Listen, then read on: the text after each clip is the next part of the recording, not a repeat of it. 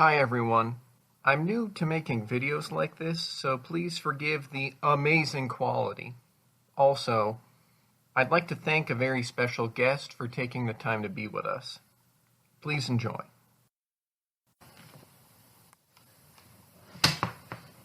Salutations, everyone.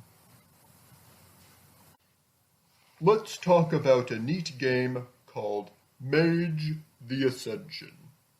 Specifically, its second edition and its revision. It's basically an urban fantasy role-playing game where you play, a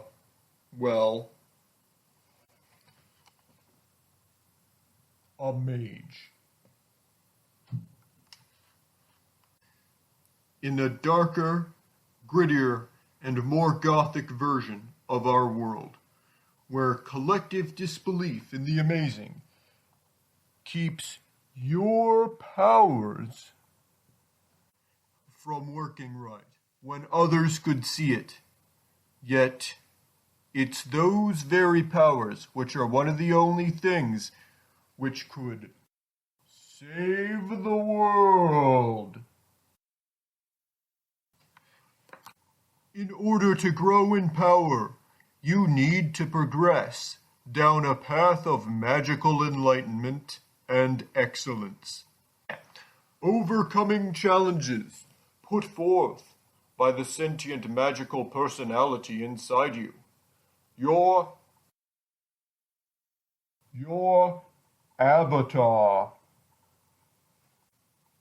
who is not necessarily either blue or tattooed, but does reincarnate. You have more to worry about than just pleasing the voice inside your head and convincing people to believe in the fantastic so that you can fully wield your magic, however. As a group of mages whose magic revolves around science and technology, called the Technocracy, seek to use the power of collective belief to define their enemies out of existence and gain control over reality itself. The mechanics of the magic are freeform, with your general magical excellence being used in various disciplines, or spheres, in which you can basically accomplish anything appropriate to your level of mastery. Thanks, Mr. President.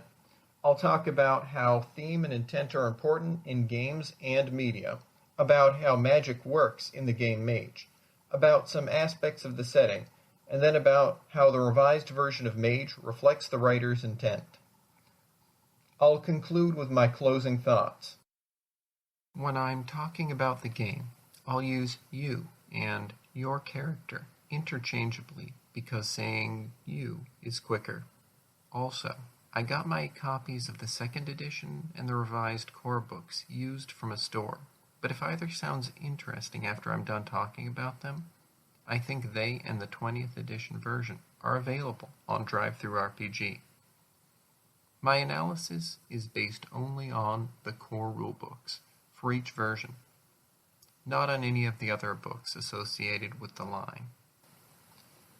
What I'm going to talk about has been contentious between some folks. Please watch the entire video.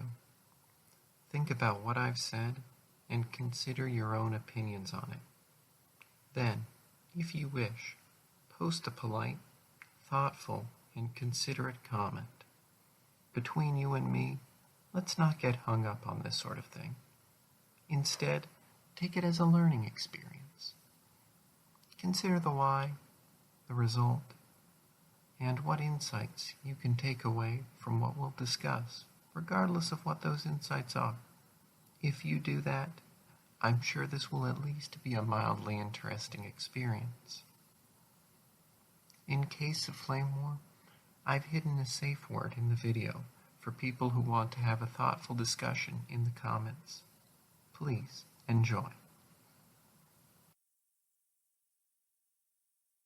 How theme and intent are important. My goal with this video is to showcase how themes, design, and intent interact, and I think that the second edition and the revised edition together show this. I'll also talk a little about the setting and the mechanics, because where the game is set and how you play the game are at least a little important. After all, most plays, shows, movies, books, and other games aren't typically set in featureless voids, at least not exclusively.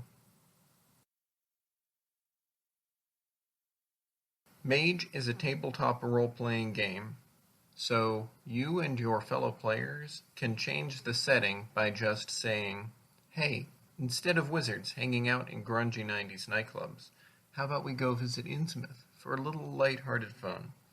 Or, "Tonight, it is the 1920s.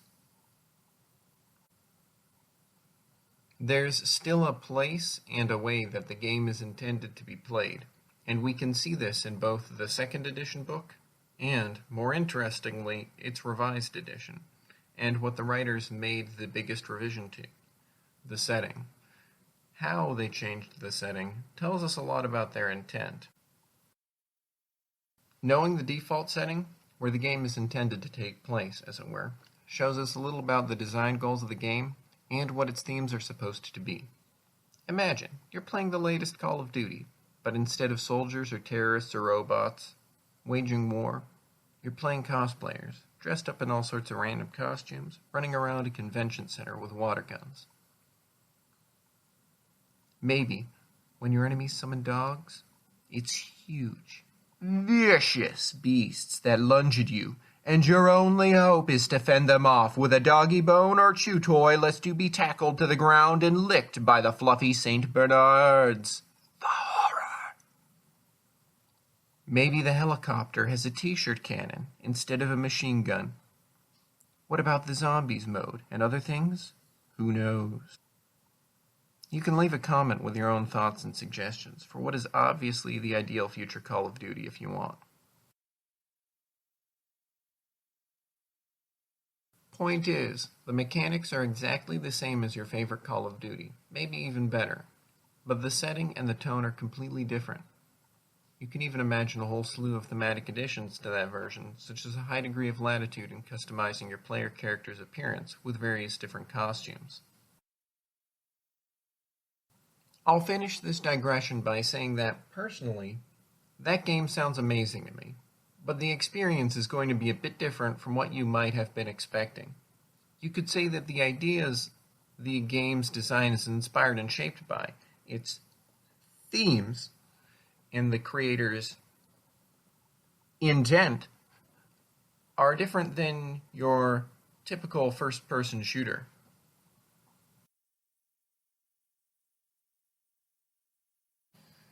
Magic in Mage.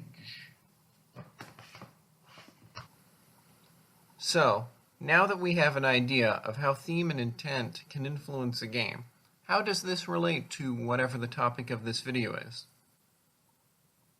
Margarine? Mage, the second edition and its revision. Let's talk about that. There are several different editions, including a recent remake, but while I've heard some interesting things about the remake, I don't have it as of right now. However, I do have the second edition. We'll talk a little about the key game design element, the magic, then move on to themes and intent. As I mentioned earlier, the magic is freeform, letting you use your magical power for anything relevant to the degree to which you've mastered the 9 spheres of magic. The main constraints on your magic are your arete, which is a catch-all term for your magical enlightenment and willpower, and yours and others' beliefs. We will cover arete and then beliefs post-haste, which, if you're waiting for me to mention foci, is when I'll talk about that. Arete. Basically, your arete is increased by progressing towards personal or global enlightenment. More on that later. And for each increase to your arete, you need to succeed in a seeking, a test put forward by your sentient inner magical soul, your avatar. Each person's path to magical enlightenment is different, But if you stray from it by getting mired in things like wizardly politics in their hidden pocket dimensions, more on that later as well, then you can't please your avatar, and you can't improve your magical power. You can still use long spellcasting to do some bigger things, but your mastery of the spheres of magic is limited by your arete. This means that if you stray from the path of enlightenment early in your career as a mage, you'll never be able to do things like conjure hurricanes or create pocket dimensions in the spirit world. Shame that. The book points out that you can become very powerful before losing your way, and suggests that this could be a problem for yourself and others. You can see how this magic system, all on its own, without any of the collective belief or disbelief stuff mentioned earlier and later, carries with it a host of possible themes for the game system, and for stories created by the people playing the game. Enlightenment and enlightenment-derived powers have been core ideas for the game I've been developing on and off for the past several years, so I was excited to see how the developers for Mage incorporated it into their own game when I first got my copy. For me, it's partially based on the recurring idea of wise monks or devout priests being able to request or to do special things, though that's very different in implementation, focus, and implications for the setting and the system. I also have several takes on the idea of enlightenment-related power, so that you can explore your own selection of them. I did this because there are so many directions you can take enlightenment powers, and getting back on topic, where Mage takes the idea is very interesting. That's because their theme seems to tie personal beliefs and personal enlightenment with collective beliefs and collective enlightenment, as they call it. A basic synopsis would be something like, you must understand yourself before you can change the world with magic, but that's just an aspect of what the game's about, or supposed to be about. As the introduction of the book itself says, the game's about caring deeply enough to change the world, and that, quote, a wise mage seeks a balance between constant change and stagnancy, between wisdom and power. You can see that in Arete, where you need wisdom to increase your power, but your power is what lets you use that wisdom, specifically for magic. If you become too enamored with the power that you lose sight of wisdom, you can't increase your magical power, and you've probably also misused your magic in some way that's backfired horribly, which could easily be the result of a lack of wisdom. It all ties together. In the setting, the constant change is represented by mages called marauders, who are insane forces of chaos and as such are unpredictable and dangerous. The stagnancy can be seen in the technocracy, who want to stifle every belief and thus all magic, except for their own. But also in the anti-technocracy wizards, who become so mired in their own internal politics and the perceived safety of their extraplanar fortresses that they've spent centuries scheming and plotting there without much to show for it. Belief. Since I've mentioned belief, I think this is a good time to transition to the linchpin of the magic, the setting, and the game. Belief. Your magic in the game is shaped by how you believe the magic works. Are you a prototypical wizard? Then you use complex occult rituals, chanting, and sympathetic symbolism to work your magic. Are you a mad scientist? Then you need to build a super science device that works for some technobabble reason that sounds plausible to you, if no one else. Sure, everyone has the same arete and the same spheres, but a wizard's firebolt is going to look different from a technocrat's death ray.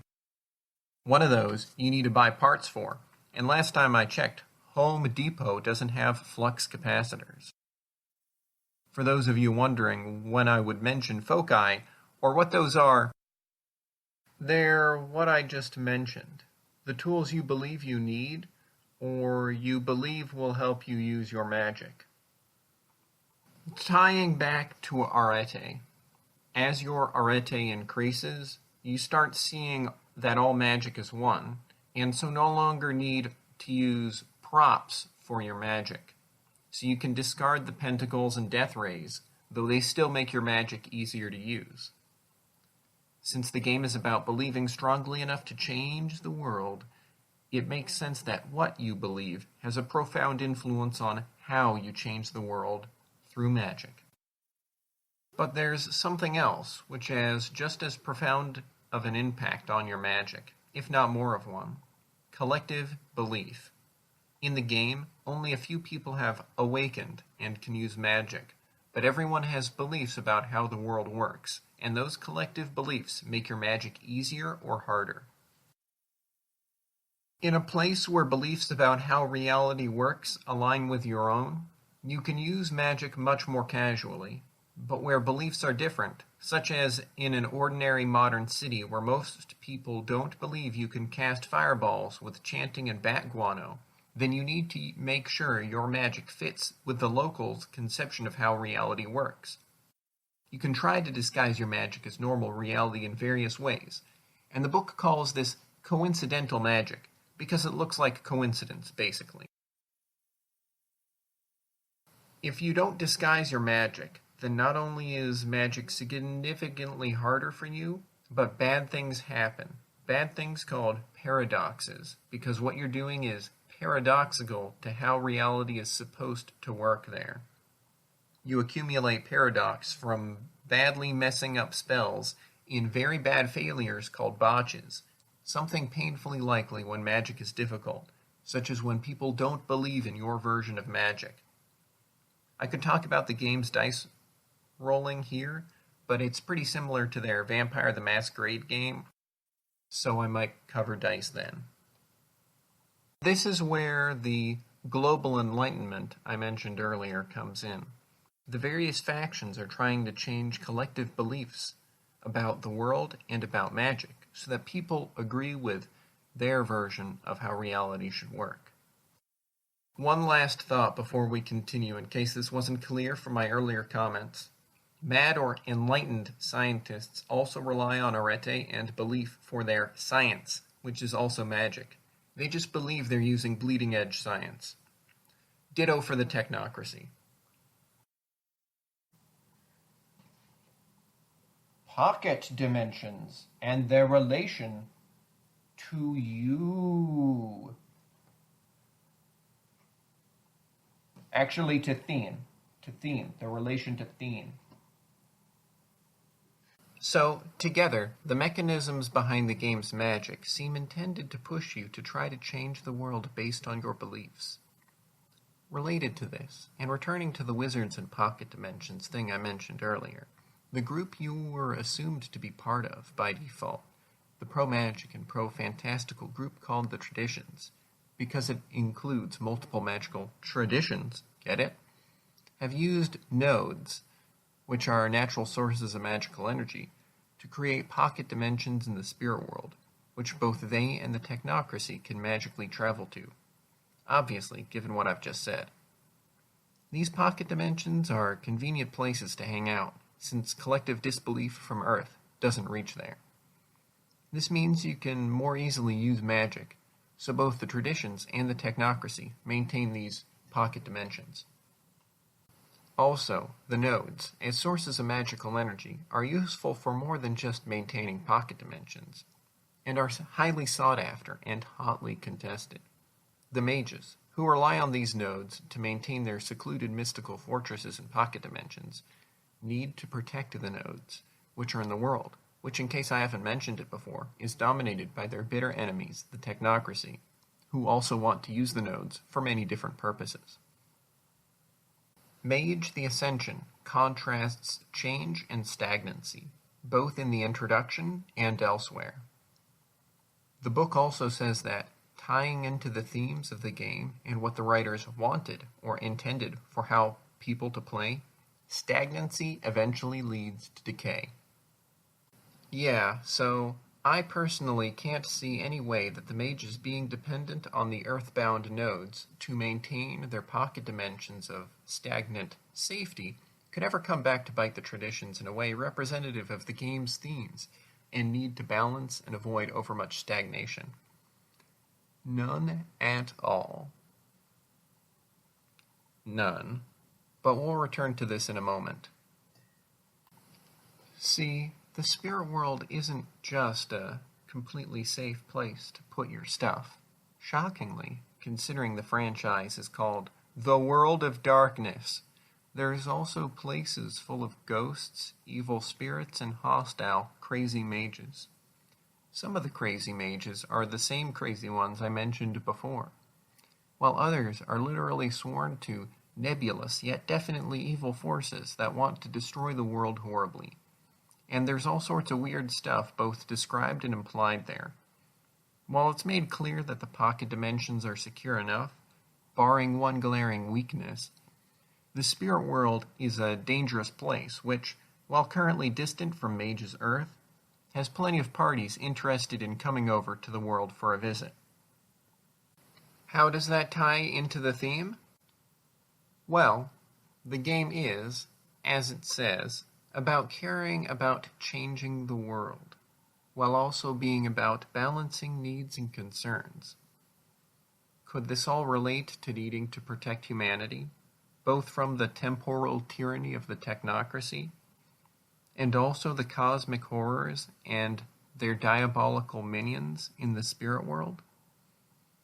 That perhaps you need to balance your concerns with different threats to the world, changing focus as needed, while simultaneously avoiding becoming too concentrated on any one problem, on being too stagnant in your approach, and instead being able to, again, balance multiple problems, including your personal quest for magical enlightenment, which might temporarily distract you from the monumental problems abounding, while also being one of your best tools to combat said problems?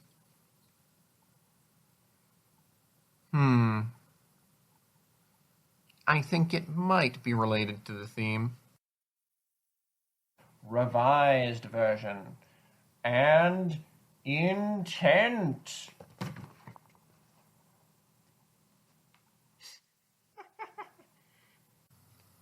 But that's where authorial intent comes in. See, Mage the Ascension's 2nd edition had a revised version released. Can you guess what the biggest change was? Magic? No, the magic works basically the same. There are some minor changes, but that's not what I'm talking about specifically. More or different character options? They do add character traits you can buy at character creation to make your mage more unique. But while that's a nice addition, it's not the change that sticks in my mind as the biggest. If you'd guessed what I was just talking about, then you'd be right. The revision takes place a few years after the 2nd edition, and in the meantime, they basically nuked the spirit world, except not because some of their other product lines, such as Werewolf the Apocalypse, are heavily dependent on the spirit world. For mages, though, the spirit world is all but unusable after something called the Avatar Storm. Now, before we get any farther, the safe word for thoughtful, considerate discussion, should it be necessary, is discrete verisimilitude quantifiers. Let's continue. We'll get to why they did this in a moment, but for those brave souls who followed me thus far, and don't already know, please take a moment to consider. How do you think the revision explains this change? What caused the Avatar Storm? Write your thoughts on it if you want. Obviously, I will wait, or at least my recording will, especially if you pause while writing. Good? Okay, so what happened was the old mages, running one of the major pocket dimensions, started fighting each other. Then someone called the Ascended Warrior, but only elsewhere, they're left unnamed in the revised edition itself, shows up from nowhere, claiming to be this long-dead guy who betrayed the traditions when they were young, and got sentenced to magical super-death, or, according to the revised edition, was a presumed dead revolutionary who incites a rebellion upon his return. He attacks the traditions.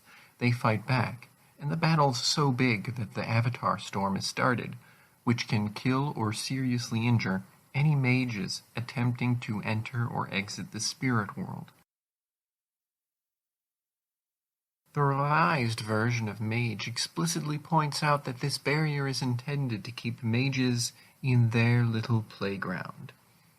The text also mentions that the gauntlet keeps bad things out, and though the prior edition had said that the horizon was a barrier between the nearer parts of the spirit world and the more distant parts, kind of like how the gauntlet is a barrier between Earth and the spirit world.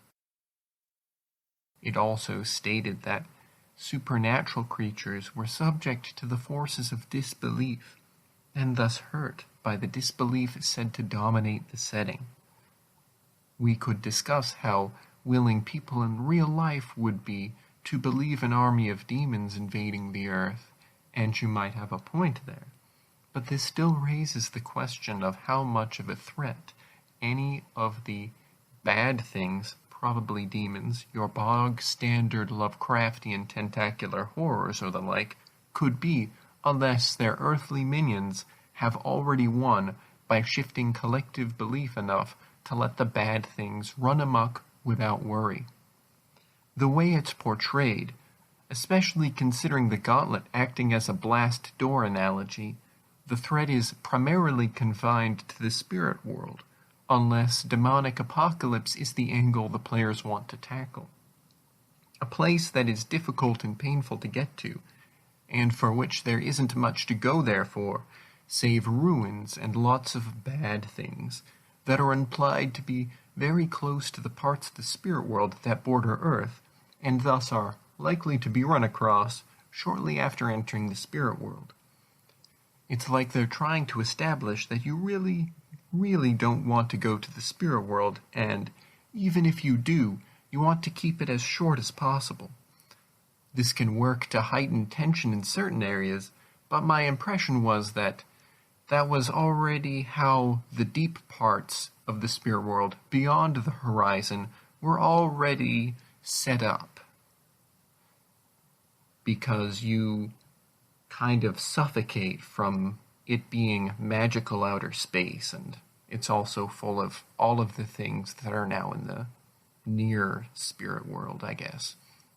Anyway, that's probably why the revised edition barely covers the spirit world compared to the original second edition. Original in quotation marks, in case that didn't come through.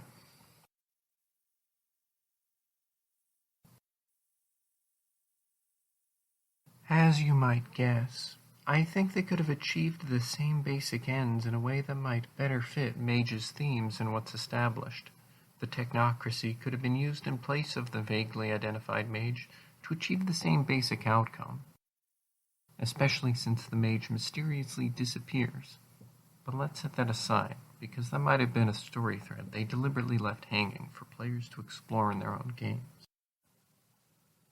Beyond any lore explanations and reasons, why did the writers include the Avatar Storm in the revised edition and, apparently, a book series? I may be mistaken, but it seems like a direct and forceful way of saying, don't adventure in the spirit world. They don't get rid of the spirit world entirely because of other contemporary book lines, such as Werewolf and Wraith, which intimately involve the spirit world, and they're loosely tied to Mage, in the same continuity, sort of, kind of. So the writers couldn't and didn't want to entirely do away with the spirit world aspect of Mage. And one of the character traits they added allows characters to open safe passages into the spirit world. However, it is a single, expensive option one you had to go out of your way to get at the expense of other potentially useful or interesting choices. They clearly thought that someone might pick it for their mage in a given game, but they didn't want everyone to pick it for their mage. And by giving the trait a high opportunity cost, there's a subtle pressure of, do you really need to go to the spirit world? I haven't talked about it much, but there are prominent gothic and punk aesthetics to the game. A group of goth rock-styled mages called the Hollow Ones are emphasized as important to the future of the traditions. The world's aesthetic is described as punk goth, and vampires literally hang out in nightclubs.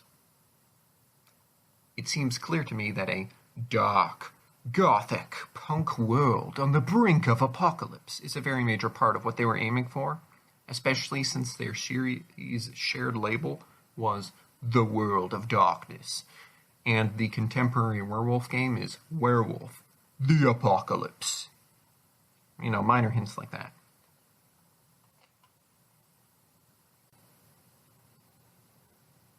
From what I can extrapolate from these books, and supported by corroborating non-rulebook information, it seems that at least one person at the publisher, White Wolf, no relation to CD Projekt Red or to Andrzej Sapkowski, if I pronounced that right, wasn't too thrilled with how people were playing Mage's 2nd edition. Who would have imagined that people might like to explore the strange, weird spirit world and build their own pocket dimensions? Not me.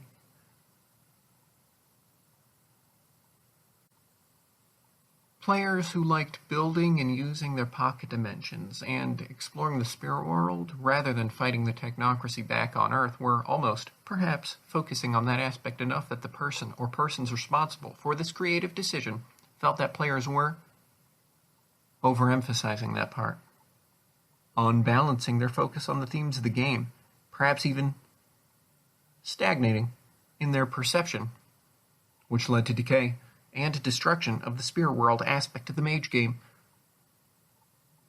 Almost like what we talked about earlier with stagnancy leading to decay.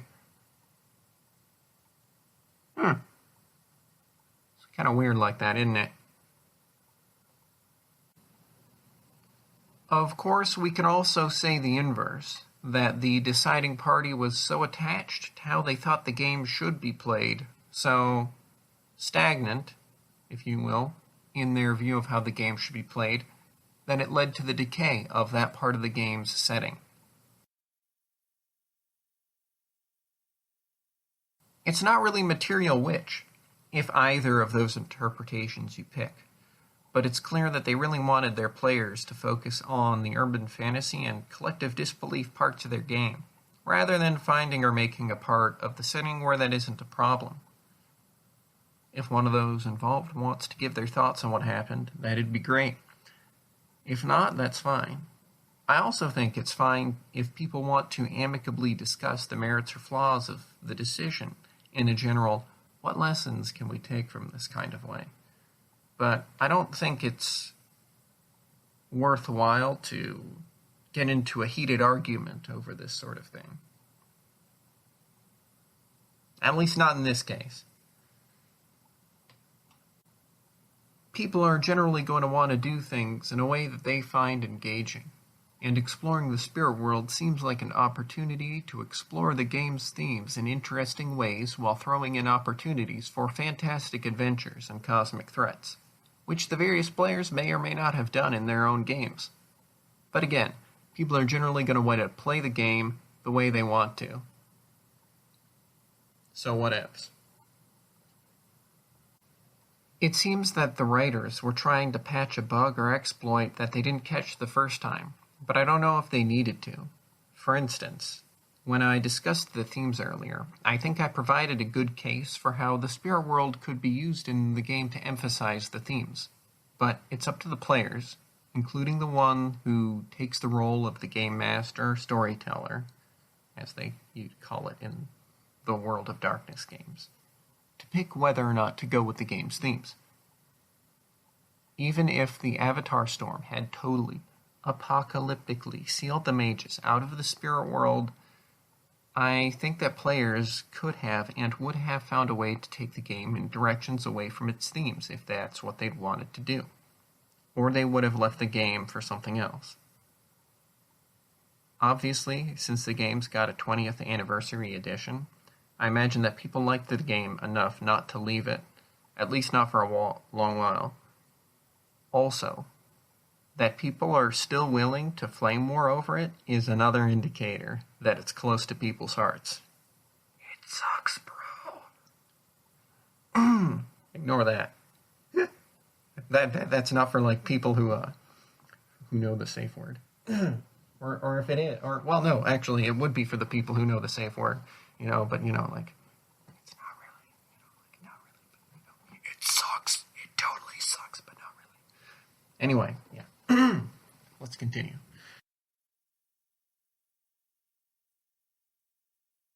Anyway, there's nothing stopping someone with a revised book from just saying to their group, hey, you know the Avatar Storm?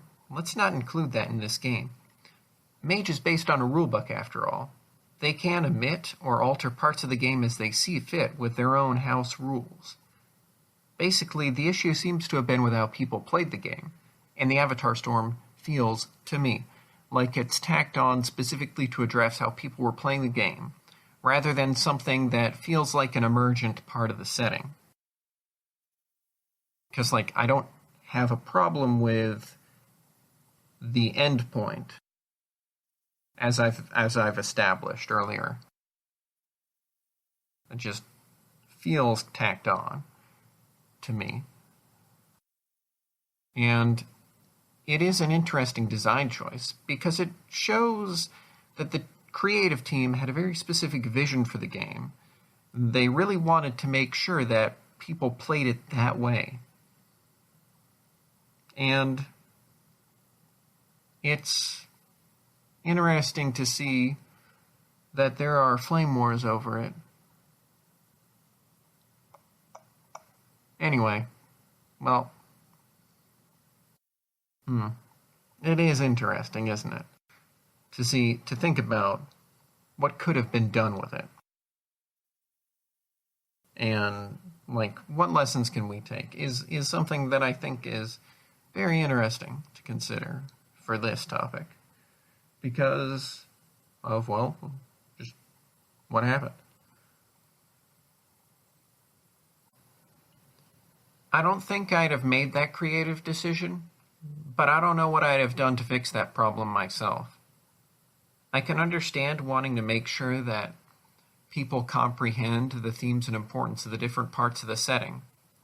But what I think was the apparent issue could have been addressed better if the creative team had alternately focused on giving the person running the game master or storyteller, tools and advice for keeping the game on theme, rather than the specific dramatic change to the setting that they chose to implement. Here's a useful takeaway for everyone as I personally see it. Problems can be addressed in different ways, and it's important to consider which one works best for what you want to achieve. You can probably gather from my comments thus far, but I don't think that doing things with the spirit world necessarily detracted from the core themes of the game, just potentially allowed those themes to be examined in different ways. I also believe that the spirit world stuff also took the game away from its primary aesthetic, namely the gothic punk look described as characteristic of the Cities of Mage and other World of Darkness games. And that seems to me to have likely been the sticking point. You'd think the apocalyptic undertones of Mage, first referenced in the introduction, as well as the theme of balancing change and stagnancy, would be fairly easy to highlight in the spirit world, a place of ideas and dead people and highfalutin stuff like that, emphasizing the need for a party of mages to do something about it, there and in the mortal world. But something happened regarding players in the creative team to inspire the decision behind the Avatar Storm. Perhaps one of the former members of the creative team or someone else who was involved will see this and let us know what they thought in a comment.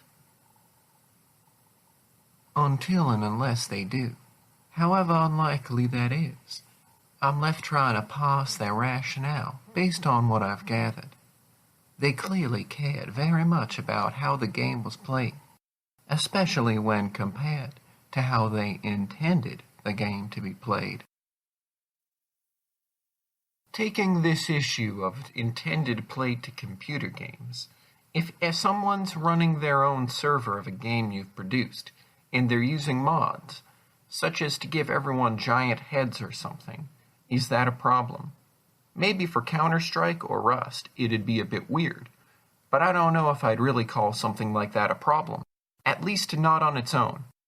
Nor do I think Valve would care too much about that in non-competitive games for Counter-Strike, but I could be wrong.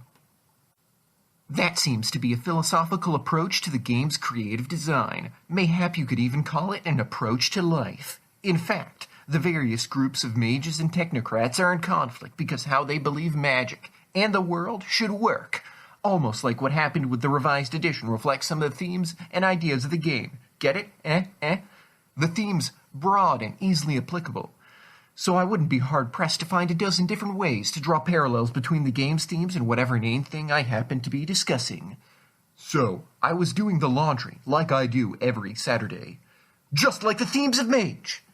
Regardless, I don't think I'll be hugely concerned with strange or unintended ways for people to play my tabletop role-playing game, both because I want a game that's easy to start and use at a basic level, which means that people can necessarily take the game in whatever direction they want, and I also think that attempts to require people to play a game in a certain way need to be carefully applied to avoid being heavy-handed, and my own game might not thematically lend itself to that sort of thing too much outside a "you chose poorly, here are the consequences" type of thing universal to games and life. Thinking about the mechanics which force players to approach the game in a certain way makes me think of Call of Cthulhu and Vampire the Masquerade. But those are topics for another time.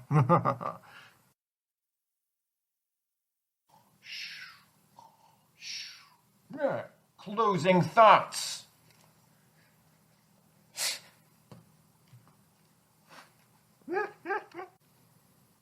I don't really have much else to say on the topic of Mage the Ascension, other than to reiterate that the game and its world are neat, yet I can't help feeling that they tackled the players in Spirit World problem in a less than ideal way, though it clearly worked out for them at the time since there's a whole line of books for the Mage series, as well as the other associated game lines, and they're getting a remake. I would like to add, though, that I have some problems with how they organized the books.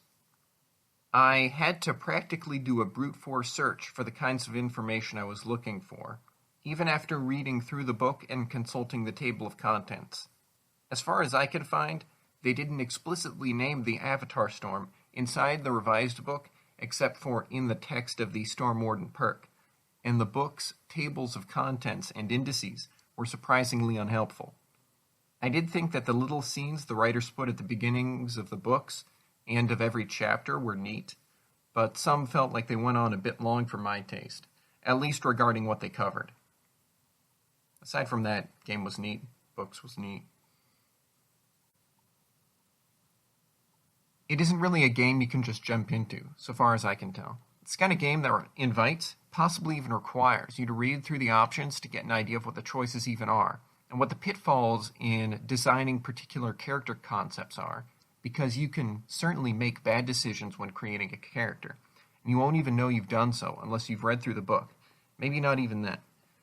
Also, the rate of experience gain versus upgrade costs means that if the game isn't a one-off thing, you're likely stuck with those problems for a long, long time. This can possibly fit with the narrative thrust of the game, but I would think that you'd want to make sure that people only build bad characters when they're deliberately trying to do so they don't unwittingly hinder themselves in a way that isn't fun.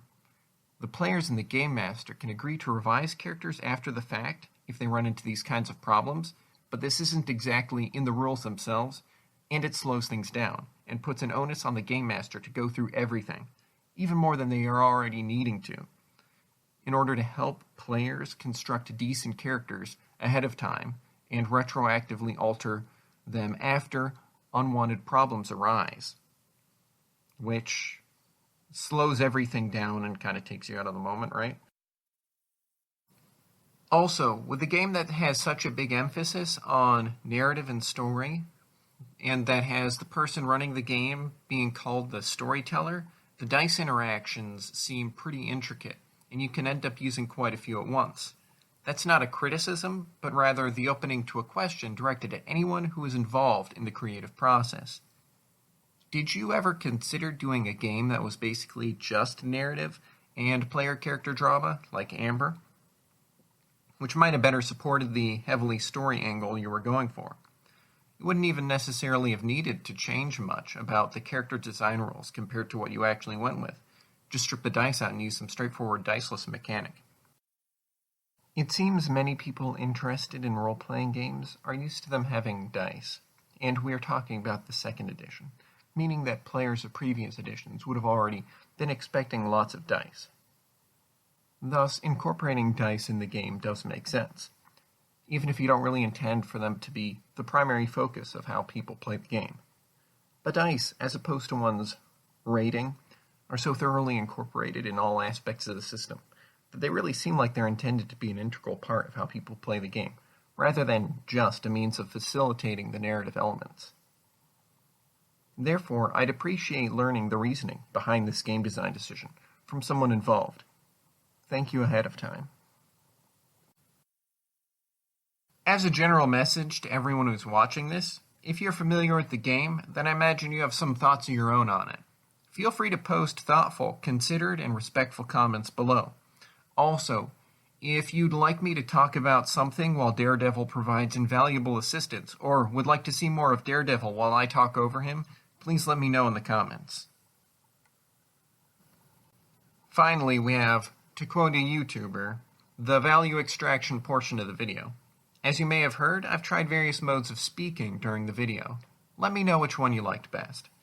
If you're interested in what I talked about, or what I may talk about in the future, or seeing more videos of Daredevil featuring my voice, please like, comment, subscribe, click the bell icon to make sure YouTube is more likely to show you our future videos, and maybe even consider going over to my Patreon page to help me out, or look at the things I've put there, and will put there in the future. Also, I'd like to credit others for inspiring the safe word gimmick. Thank my Patreon patrons, Daredevil's Chamberlain and Aces, as well as thank the assistance of Nom de Plume, the President of the United States, Theodore Roosevelt, for, well, everything, Daredevil, of course, his talent agent, Clausewitz, and Alias von Pseudonym. Interesting name.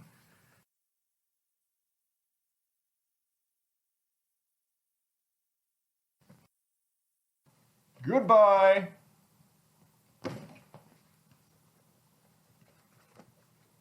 Cheers.